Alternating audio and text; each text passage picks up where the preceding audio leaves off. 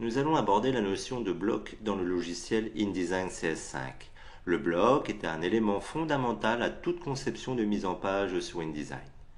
Le premier type de bloc que nous allons découvrir à présent est le bloc texte. Nous pouvons créer un bloc texte grâce à l'outil texte qui est ici. En cliquant sur cet outil, nous constatons que la barre de contrôle se modifie ici. Nous avons à présent à notre disposition des contrôles de type typographique à deux niveaux. Au niveau caractère pour par exemple choisir une police ou un corps de police, et au niveau paragraphe pour par exemple jouer sur des alignements ou sur des justifications. Nous reverrons les contrôles de gestion typographique un peu plus tard dans une prochaine leçon.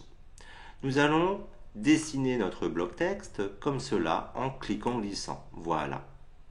Une fois que notre bloc a été créé, nous allons le remplir de texte. InDesign vous propose pour le remplissage de bloc texte du texte de substitution. Nous allons passer en effet par le menu texte et nous allons choisir la commande remplir avec le texte de substitution. Le bloc est entièrement rempli, pas de texte en excès.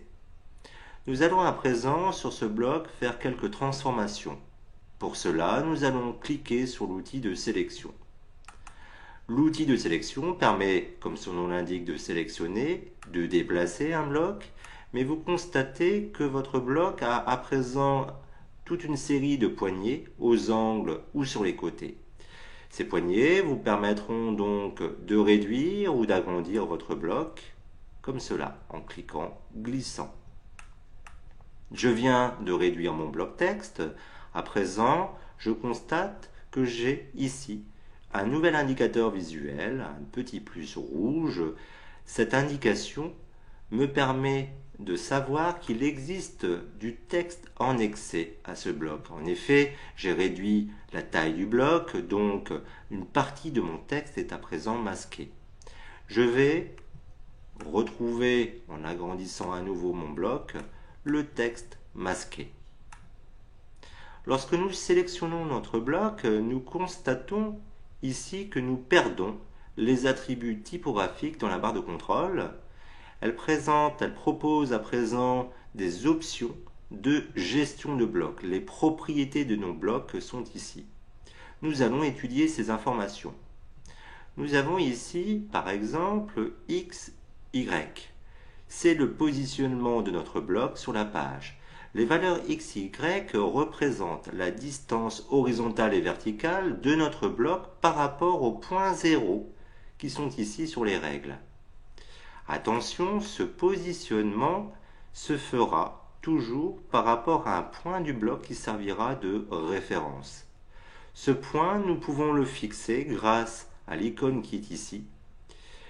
Vous constatez que cette icône représente les différentes poignées de notre bloc et son centre.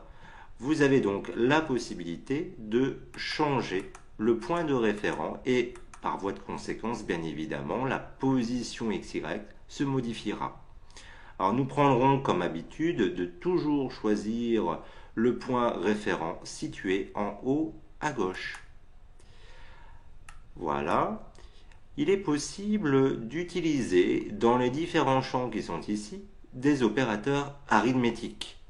En effet, si par exemple je dois diminuer la hauteur de mon bloc par 2, je vais me positionner ici dans le champ hauteur et je vais utiliser un opérateur arithmétique, le slash pour la division, et je vais diviser donc par 2.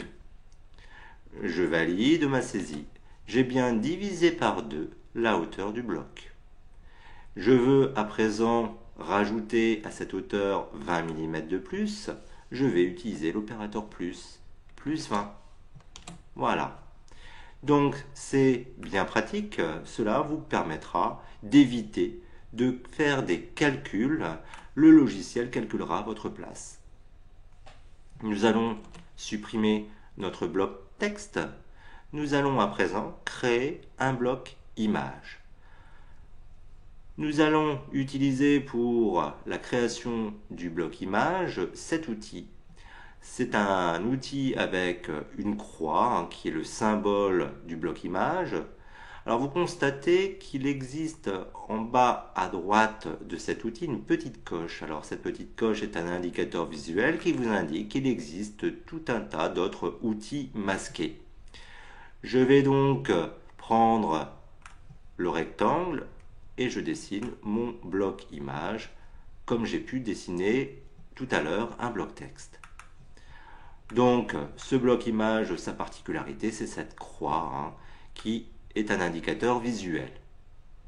Il est possible, bien évidemment, de retrouver dans la barre de contrôle, ici, toutes les possibilités qui étaient déjà disponibles pour le bloc texte. Un bloc image pourra être de différents types, elliptique ou, ici, polygonal. Voilà. Je vais à présent supprimer mes 3 blocs images. Je vais les sélectionner et appuyer sur la touche Supr pour les supprimer. Il existe ici un 3e type de bloc. Et ce bloc, ce type de bloc vous propose également des formes rectangulaires, elliptiques ou polygonales. C'est le bloc de forme. Alors si je dessine ce bloc, je constate qu'automatiquement ce bloc aura un attribut. Ici, l'attribut, c'est d'avoir un contour noir, qui aura d'ailleurs une épaisseur, donc qui sera visible à l'impression, puisque ici, dans la barre de contrôle, je constate que j'ai une épaisseur de 1 point. Je vais changer cette épaisseur, voilà, une épaisseur de 5 points.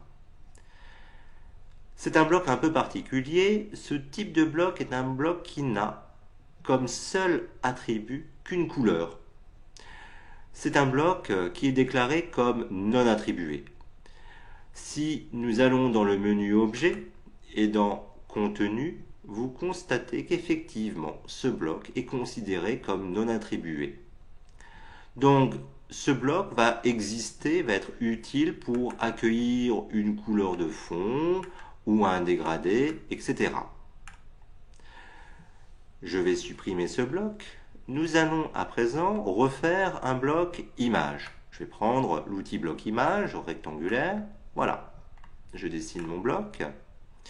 Il est tout à fait possible de convertir un bloc qui a tel attribut en un autre type de bloc.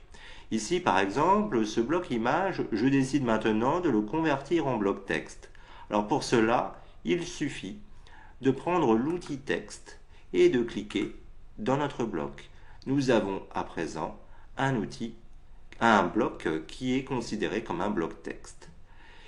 Je peux revenir en arrière par bien sûr édition annulée, ou alors j'aurai la possibilité également de convertir une forme, un type de bloc en un autre type, en passant par le menu Objet, Objet, Contenu, et ici, j'aurai la possibilité de traduire un bloc image en bloc texte ou en bloc non attribué. Je choisis texte à nouveau. Voilà, l'opération s'est bien appliquée. Je vais à présent effacer ce bloc.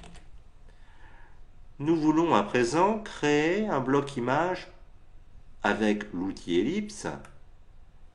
Voilà, mais nous voulons un bloc parfaitement rond.